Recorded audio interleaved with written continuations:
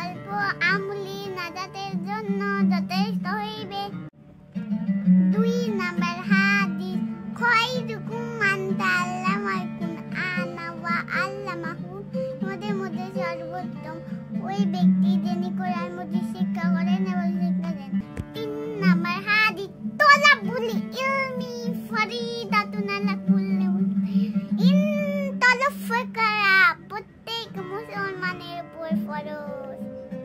4 number হাদিস, আত-তুহুরু শাতরুল ঈমান, পবিত্রতা ঈমানের অঙ্গ। 5 নাম্বার হাদিস, মিফতাহুল জান্নাতিস সালাত, নামাজ বেহেশতের চাবি।